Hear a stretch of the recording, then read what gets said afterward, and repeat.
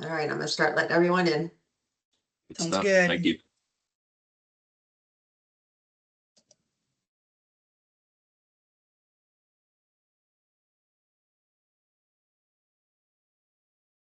Good morning, everyone. Good Thank you for morning. joining our Alarm Monitoring Center updates webinar. We're gonna wait about one more minute, see if we get any more people to join, and then we'll get started here.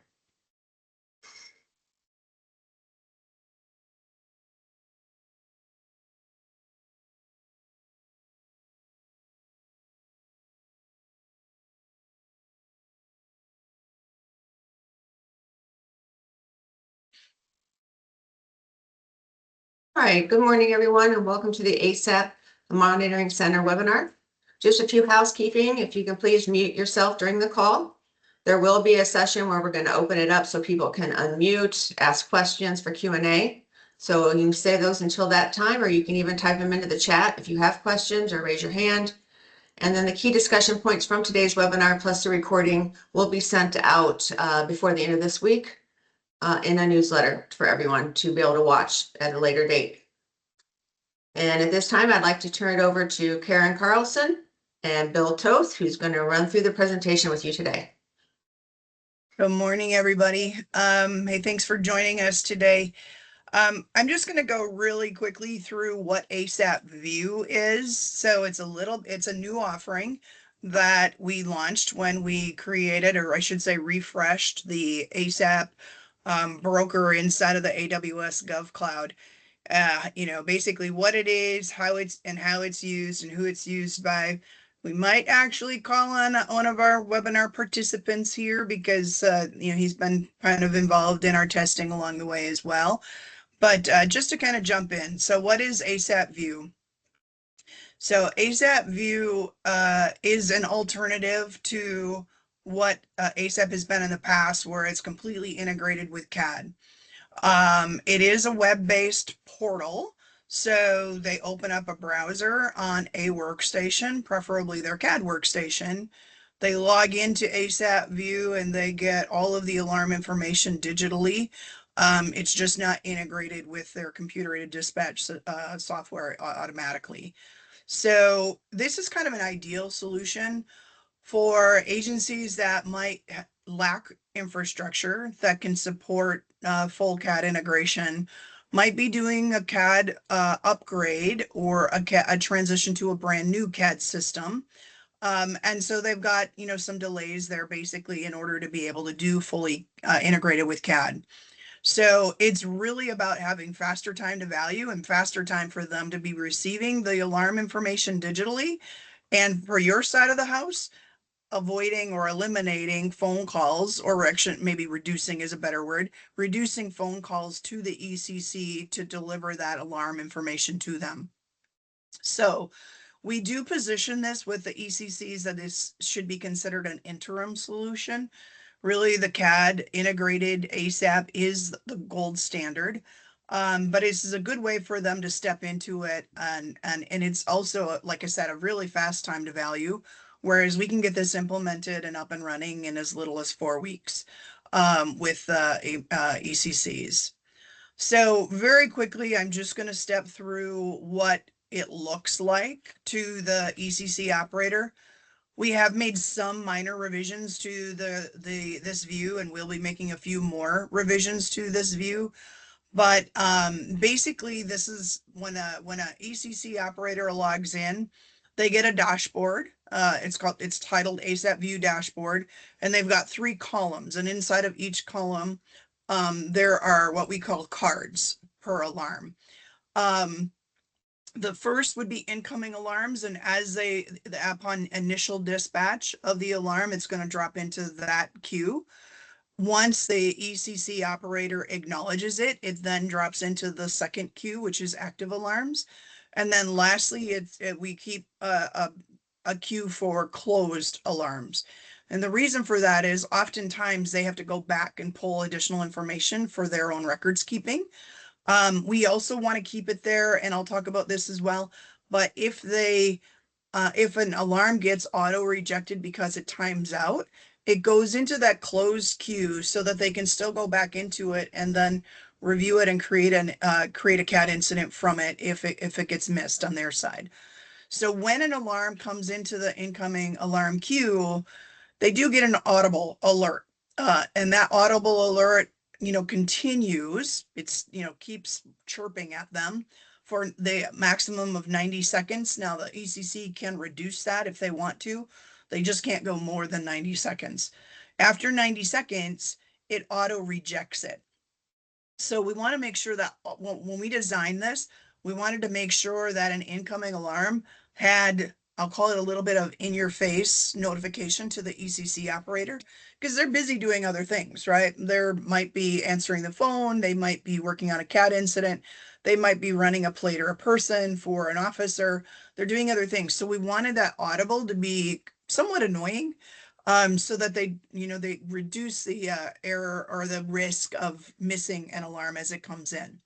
The 90 seconds is a key point because we didn't want it to go completely unacknowledged, right? So at 90 seconds, your operator is going to get a kickback that says they rejected, or the incident basically timed out, and then they can call.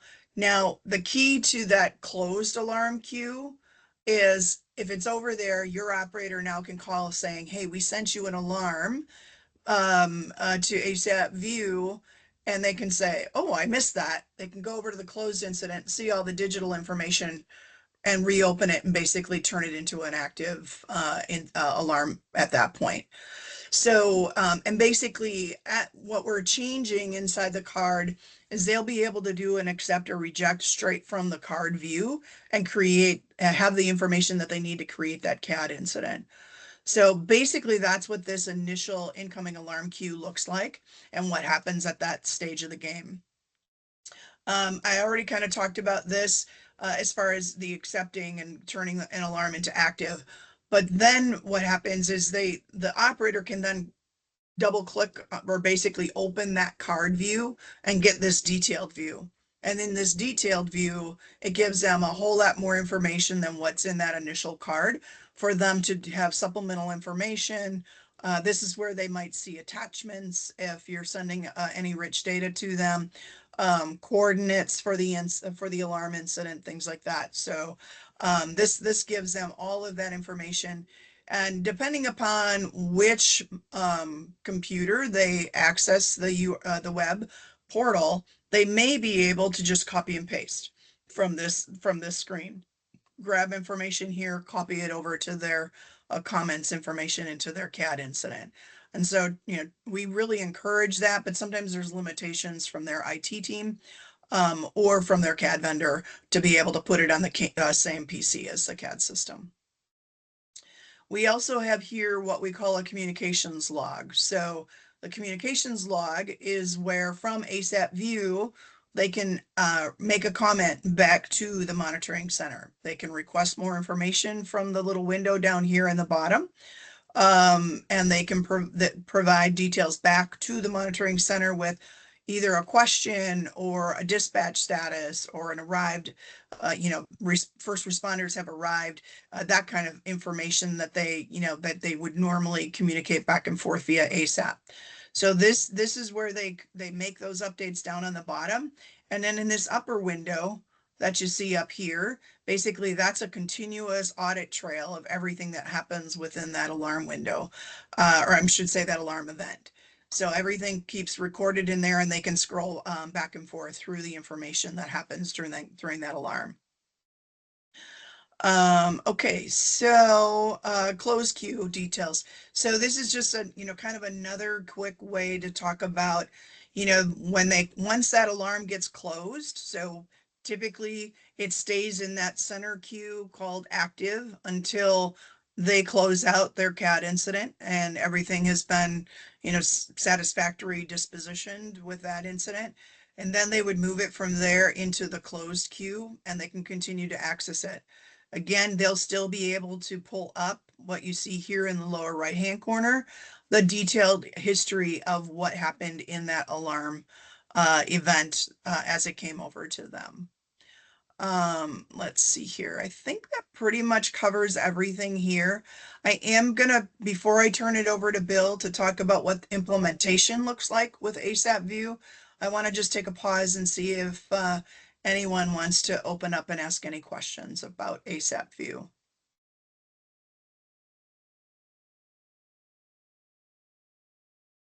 I have a question. Sure, Tanya, go ahead. You had said that the audible alert, the chirping would be up to 90 seconds.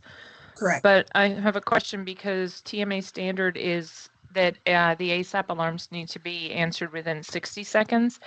Our systems will time out at 61 seconds and our agents will begin to manually call in those alarms. So there's a 30-second kind of discrepancy there if we're already calling in, but the PSAP still has another 29 seconds. We probably need to go back to the technical advisory group and talk to them about it. We collectively made that decision to do 90 seconds, but if we need to change it to 60, we definitely can do that. Thanks for raising that concern, Tanya. Anthony, I know you're on the call. At first blush, any comments on that? No, we have a similar setup, but we have it set up for 120 seconds, I believe. Okay, so there may be some variation in the TMA standard? Yeah, we've had to let it more than 60 seconds because at 60 we get a very significant number of timeouts. Okay. Okay. So Tanya, we'll get back to you on that one. All right. We'll have a quick internal conversation with the technical advisory board and we'll circle back with you on that one. Is that all right? Thank you. Yeah, you're very welcome. Glad you're here. I thought I saw an email saying you weren't going to be able to make it. No, I couldn't make it to the other call. So I could be here. Sorry, confusing calls. Yeah, I know we're both double booked. Yeah. All right. And Derek, sorry to put you on the spot, but Derek Aldrich from Rapid Response, you've also been pretty active with rolling out ASAP View. Any quick comments from you before I turn it over to Bill to talk about the implementation?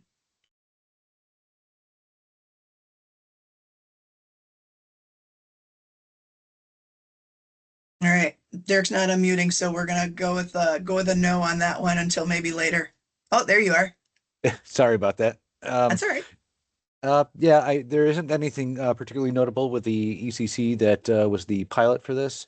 There have been about an equal number of successful transactions as there were timeouts, but for the most part, it behaves in a similar manner as a traditional ASAP implementation. Awesome. Thank you, Derek. Okay, now to do a quick overview before we step into the roundtable, Bill's going to talk about the onboarding process with an ECC using ASAP View. So I'm going to turn it over to Bill. Bill, you are on mute. That happens more times than it doesn't. Thank you, Karen. We're all so much friendlier than your mute button. I get a lot done that way. Good morning, everyone. So I guess first and foremost, Karen, in terms of ASAP View, I know when we do the transition or the migration for our monitoring center partners, we generally do bring that up and share the screen so they can see the data coming in and flowing back out. So a lot of the folks have had at least a purview of what that looks like. And to your point, an awesome product for that stopgap for those who cannot go integrated. And again, kudos to Derek for all of the assistance with Northborough. I think it is great success. To your point, it's a very small customer, so they don't see a lot of alarms. Frankly, they get one every 2 or 3 days.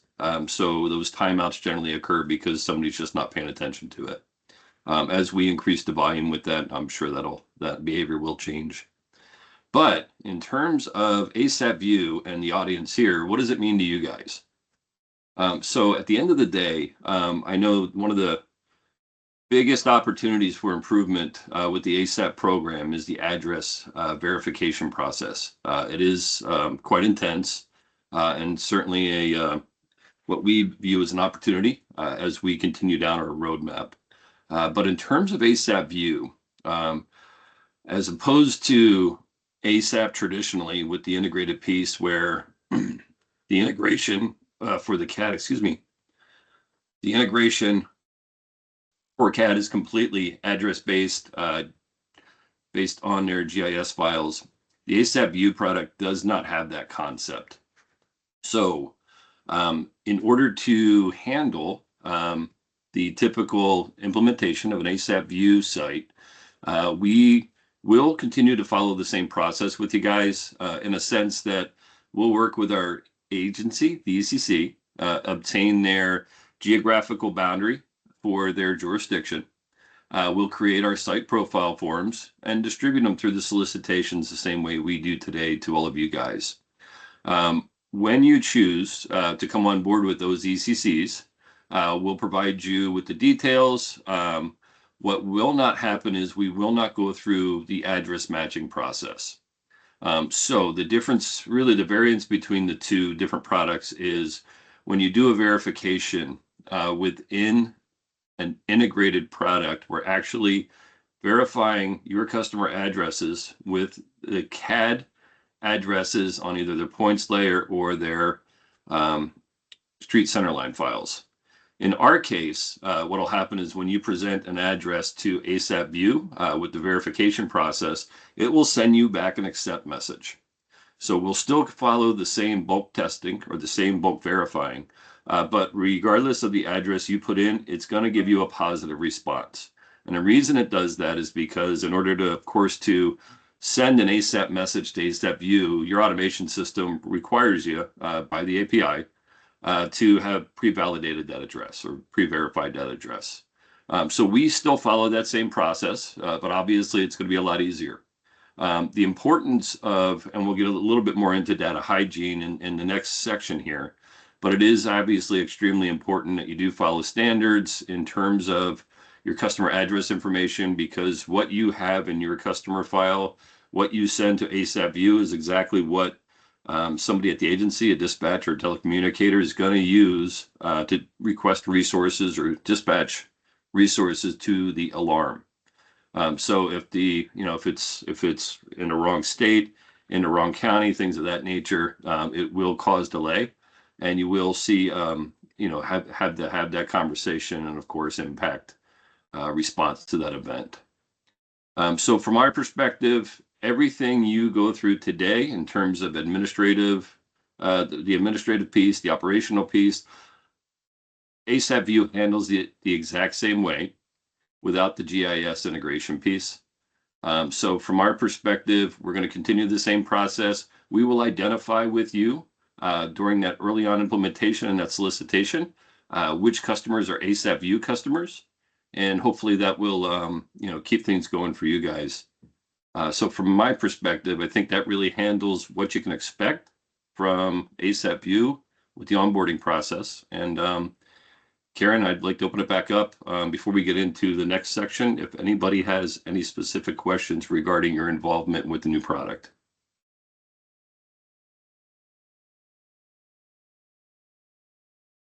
Amy, go for it. So will ASAP View enabled PSAPs have their own ORI like the CAD ones? They will have what we call a unique identifier, which will be the same makeup of an ORI number. So they'll have the same unique endpoint. It'll look like just like an ORI. It's just going to be ASAP created versus NLETS created. Okay, thank you. Mm-hmm.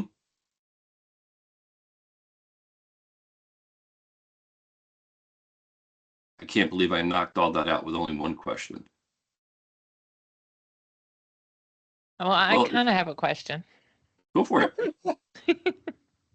So listening to the first part about the PSAP would log into the web browser, and I don't know how much this really affects, what I'm seeing. I'm just being curious since you're presenting.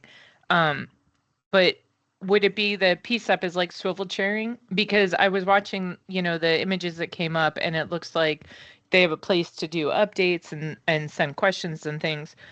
But that I thought was like a web browser. That's not their CAD system. Would they then have to input the alarm and the same information into their CAD system? They will. They will. It's not integrated. Again, Okay. the product is kind of a stopgap for those who really can't do the integrated today. Our preference is integrated for all the benefits of it, but until they can get there, this is an opportunity for them to still interact with you guys and save time and value. Okay. And I know in a previous conversation we had, they have the opportunity at a later date if they want, they can change from view to fully integrated, correct? Absolutely. In fact, some of our new customers are asking to go view first, especially when there's some development and such to do on CAD or later implementation. So it becomes like a 6-month stopgap so they can start receiving alarms before they go fully integrated. Okay. Thank you. Absolutely.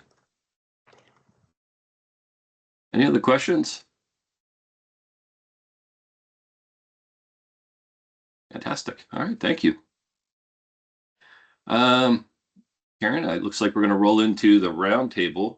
So the next part of the conversation is really about those who are probably newer or at least having some challenges with the address verification process and some good hygiene tips on how to get there. Now, again, full disclosure, I know there are some of you that are do a phenomenal job in terms of address standardization, and then others who are really just trying to get their head wrapped around the what's and the whys. So I'm going to go ahead and just kind of start walking through the steps. But this is going to be a little less formal. So I would ask that, if anybody has questions, recommendations, in a roundtable format, that you feel free to just mute and bring it up, unless we get about 10 people at once. I think that's probably a very cool way to handle it. So in terms of overall address verification, again, one of the bigger opportunities for us as we move forward with the ASAP program is how do we make things easier on folks? Some of the best steps that we have seen so far, as we know, the challenge with ECCs and CADs are the variations of data formats that exist within each of those. So for those of you who aren't fully aware, every CAD has its own type of format in which the GIS data is driven or created. And then others are based on the source of the data. So some of our ECCs have created their own maps for CAD. Some have inherited tax maps or third-party maps, or integrate with third-party products to do the mapping. All of that means that there's typically not a standard amongst the ECCs, although there are recommendations and definitions for standards with ANINA and EPCO. They're not really adhered to for the most part, simply because of the technical challenges and the nuances between the map sources and the CAD vendors. So that being said, we have seen the most success with, at the very start, clean data from a customer address standpoint from the monitoring centers. So what that means is, before we even get too deep into it, basically going through and validating the data that you have within there, and following, I don't know whether you want to use the UPS standard. I think most try for that. Some use third-party services to help, again, just kind of standardize the data. But having a standard customer data format makes life a ton easier as you begin the refining of that data for each ECC with the address verification process. So what that means, if you're following a standard in terms of pre-directions to post directions to street types, that sort of thing, the same standard in terms of how you define, again, street types like trail, street, things of that nature, whether it's 2 digits, 3 digits, it gives you a good base. And when you have a good base and you're starting to get into the new ECCs, you know that if you pull in a jurisdiction and that jurisdiction defines their street types as 3 letters versus 2, every time you look up ST, it's going to be a change for that. So it gives you an opportunity to kind of do bulk updates to your data and handle broad strokes, the address verification normalization for that ECC. Second step, from our perspective, aligning with the site profile form. Bill, Essentially, I'm so sorry. no, go please. You Hold on. I'm trying to get it into a sentence. Um, you were just talking about like the suffix and stuff like that, where we traditionally use like AVE, but some PSEPs need AV. But we wouldn't have to actually do that work for ASAP View if it automatically accepts, correct? You are absolutely correct, and I have not done a great job of separating the two conversations. Oh, okay. I just, I did, just making sure I'm following correctly. No, thank you. Again, this is kind of why I like the again the non-formal standard, Tanya. Yeah, so what I've kind of transformed the conversation into is just address verification and normalization in general with the integrated product. With ASAP View, you're Okay. absolutely right. What you send it, it's Okay. going to accept. I So just thought we were still talking about View. That's why all of a sudden my heart stopped. no worries. No worries. My apologies again for not making it more clear. Right. Anybody else want to chime in before we move on?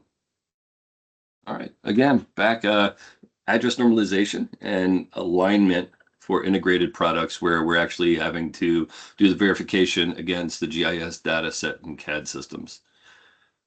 So I'm sorry, can you go back, Karen? Awesome. So the other key part that I know some of our monitoring center partners don't take advantage of is partnering with the ASAP service team. So our implementation specialists today do have the ability amongst the coordination of getting you the data, the site forms, and defining the jurisdictions. We do have matching tools that will allow um, us to take your customer address information, match it up against the CAD system to do a pre-verification for you. And what comes out of that, we'll send back to you guys for really to identify what changes need to be made in your data for high success with that CAD verification. What our team does is we developed custom tools for this, which actually allows us to turn the forms around a lot faster than you've experienced in the past. These are again secure. We keep this data only for your purposes. There's nothing else done with it. These services are available to you free of charge.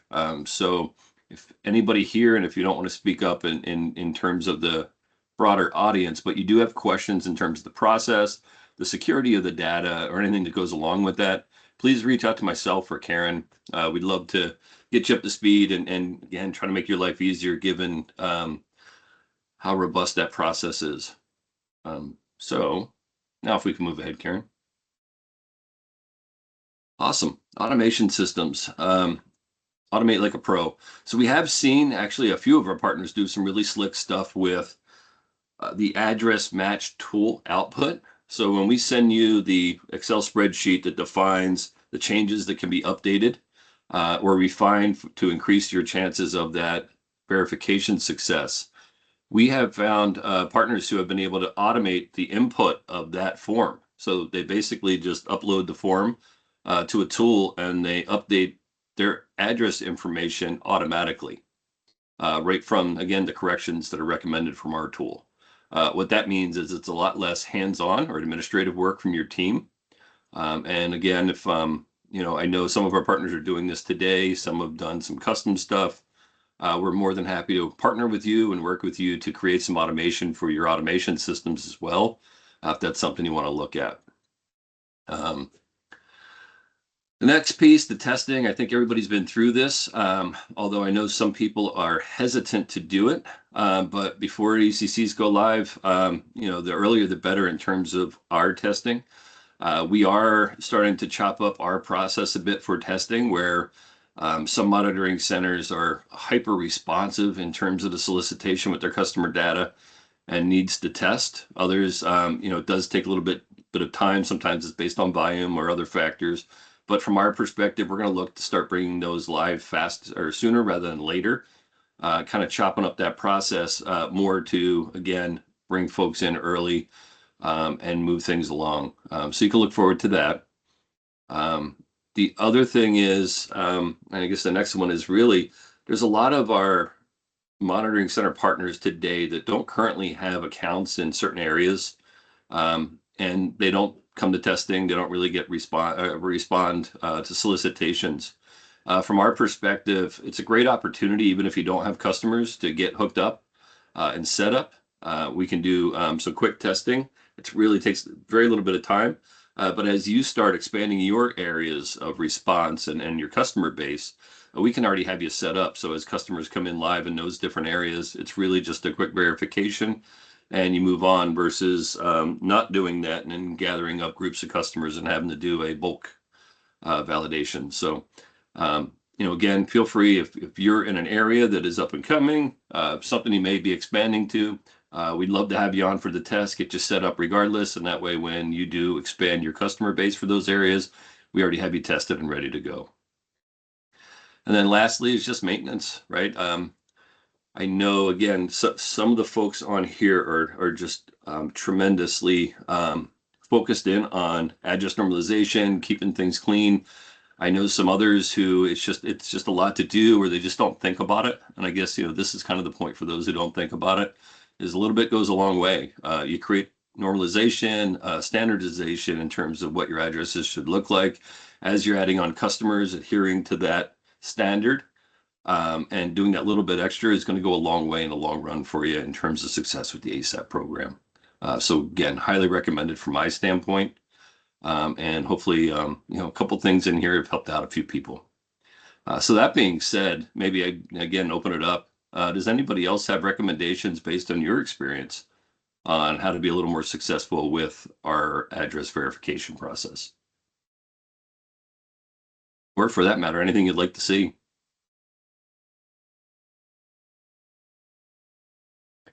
I think you hit on it pretty well, Bill. Even a blind squirrel gets a nut every now and then. Thank you, Derek. Awesome. So Karen, Derek, that is all I have. your team has been doing some, I call it advanced, processing or improvements. Anything that you want to share with the group here about what your team has done to implement some of these key points here, like your address tool, things that have made your team that does address verification, so improving their efficiency and their time? Sure.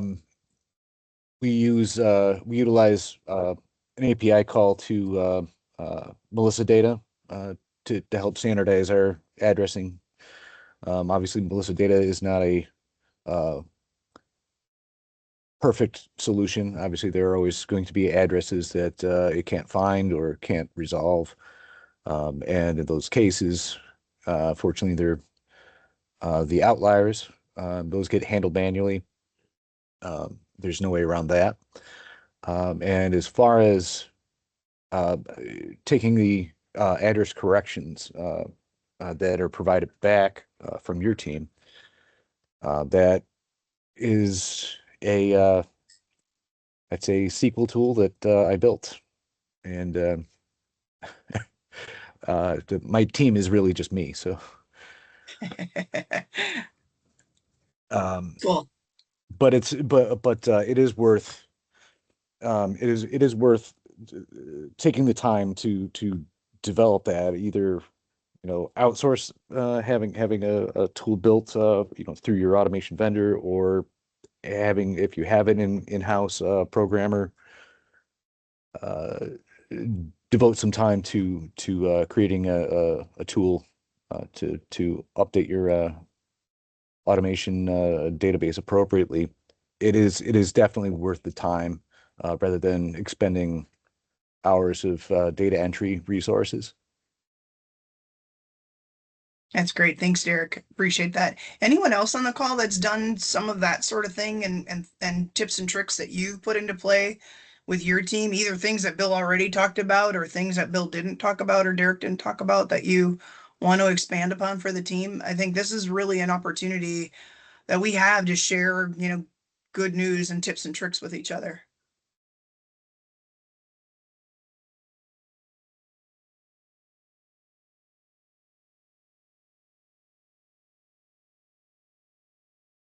I should have plugged in the Jeopardy tune at this point.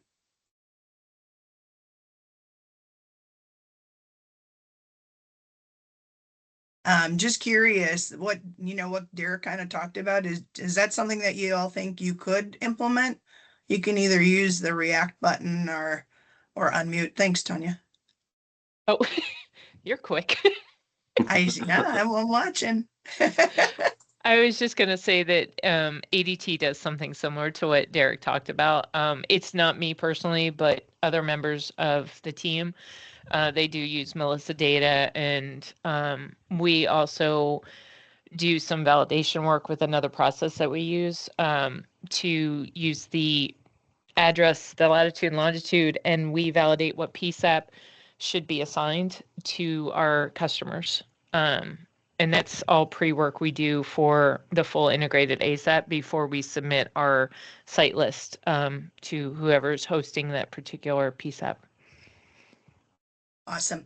In looking at that, how much, based on the time you spent before implementing this and the time you're spending now, like just curious, what was the percentage of time cut or, process improvement? Well, they've changed their process over the years that we've been doing this. We've had a number Okay. of team members, and everybody kind of uses like this whole brain trust. They come together and they find ways to streamline.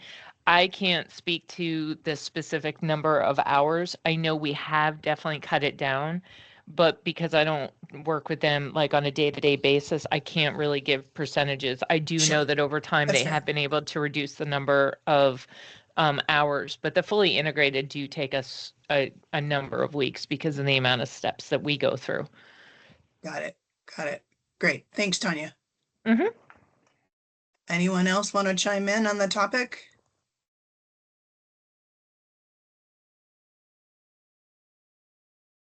Okay, if not, I'm going to throw a new topic in here that isn't in the slides and wasn't on plan, but Bill talked about, I'm going to go back in the slides for a second if it'll let me. Staying engaged and being responsive and kind of, staying ahead of, or I should say, getting in queue for any of the solicitations as we have either re-engagements or go backs and new ECCs. And if you don't have them right now, we'd love to start hearing from you all as to a better way for us to do those solicitations. And when I say a better way, like, whether it's an online registration to sign up for solicitations or, kind of getting them to you in a more, I'll call it clean or streamlined manner so that they don't get lost in email haven. Or anything else, right? So I really am really would love to hear from you all, because we know the solicitation process can be burdensome, can be difficult to get everybody kind of lined up and make sure we're getting everyone informed as to what's going on. So I'd love to hear from you as far as how that process works and how you think you can envision it working better. Personally, from the ADT perspective, the more we know ahead of time would be very beneficial for us. I understand right now we are seeing an increase in activity, and I love the growth of ASAP, but we are definitely seeing an increase in activity. And I understand we're trying to do a little bit of catch up for PSAPs that have been waiting, and we're doing some of that backlog work. Is there any way that there could be potentially, a site that hosts everything that is in your queue so that we know what's coming down the pipe to us and kind of potentially could have that heads up? Because we don't know what you guys have on your backlog. We're just getting the solicitation through the normal process. But is there a way to create some, and I realize creating a web page, that takes work or whatever. Maybe you guys maintain a list and share that monthly with the alarm companies or something until we figure out a different way if that works. But something that says, here's what we're working for. This is what we have on target for, the end of 2025, or what we have on plate for 2026, and the tentative dates that these will be officially solicited to you guys. Yeah. So what the hesitation in the past typically has been based on length of time and the ambiguity in terms of an ECC making the connection to ASAP. And I guess what I'm kind of beating around the bush is typically when we kick off a project with an ECC, there are the two things that occur that really could take time. The first is some of our customers are implementing a CAD. So they may purchase the interface, but it may not be coming in for another 6 to 9 months. The other, Understood.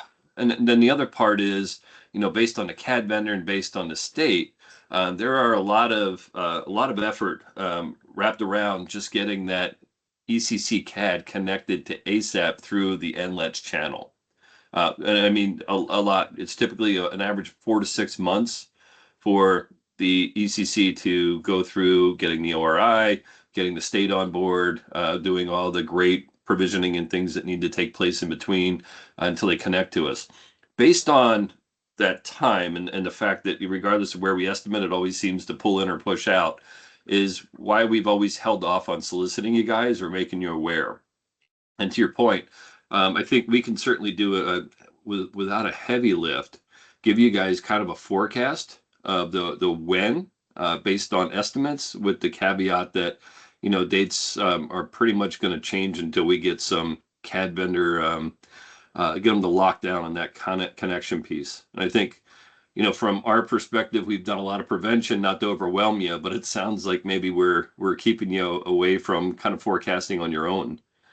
So I think, again, with little effort, Karen, we could certainly hash this out even tomorrow if you want, but we could put together a list and give you guys kind of an idea of what's coming and when. From ADT, that would be greatly appreciated. And listening to what you were saying is, I don't know whether you include on that forecast list something like, here PSAP ABC and they're pending a CAD update, or the next PSAP may be initial ASAP work, meaning they have their CAD, but now they're in the next stages, just so that maybe that's another way we can keep track. Now, understanding every PSAP is different. One may take 9 months, one may take 6 months. I do get that, but maybe that might help too. I just know we really would love to have a little bit of a visual of what may be on our plate come 2026, which is right around the corner. Right. I second that. I second that, Tanya. Yeah. Absolutely. Okay. Hey, quick question for you both. Oh, sorry. Go ahead. I also agree with Tanya. The prior consultants that I've dealt with, especially for North Carolina, they would always send me a list of what they think may happen, a projection. That way I can get my group together and just make sure our data is clean enough. So when you send the email, I could send my file straight back out again. Awesome.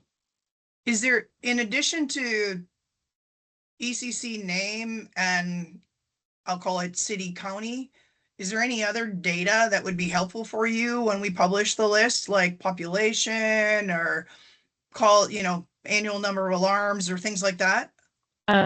I think some of the information on page 1 of the noteworthies, Okay. like the PSAP's phone number, the population is good. What disciplines we would be using. I realize like the cities and the zip codes, no, that will wait for the official solicitation. But if you could just have what they think, like, it's, Raleigh and they're going to want police, fire, medical. And, these are the phone numbers that we have for their agency when you call in, type of thing. Not a ton of information, but it's a few key pieces that will help move us along. Okay, sounds good. That would be like prep work. Yeah.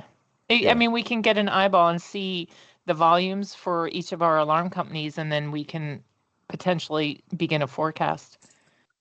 When would you like to see that? Like when we're bringing on the CAD vendor, or we're bringing on the CAD partner, even if it's like 6-9 months down the road? I would love it. More visibility, the better, just so that we know that it's out there, and understanding that it is a projection that can change weekly. They may delay or they may speed up. Totally understand that, but it still does give us some visibility into what the future months may have for us. Awesome. Okay, and you said so you would obviously have the population, the customer name, the disciplines, the phone numbers. Anything else you could see that would bring value with doing that kind of pre-noteworthy? For me, that would be good. I don't know whether the others on here may have other pieces they may want. Potentially the CAD system also. Oh, Yeah. yeah.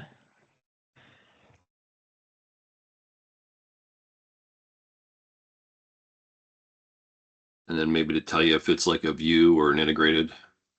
Yes, that would Yes. be fantastic. Oh, I totally forgot that. That would be great. I'm sorry. After yesterday, Bill, my head's still a little foggy. Mine is too, Tanya. It's been a. We'll get there though. I have all the faith Yeah. in the world. We will. Bill's gonna have it all done by next Thursday. That's awesome. That's awesome. I won't be here to ask for it, but that's awesome. Good stuff. Well, you know what's awesome is this interaction. So we don't get a chance to do this kind of interaction a lot, and it really helps us serve you all better. So I really appreciate your engagement here this morning. All right. Anyone have anything else for today?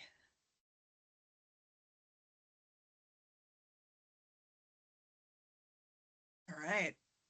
If there's ever anything that you think we can be doing better, don't hesitate to reach out to Bill or myself.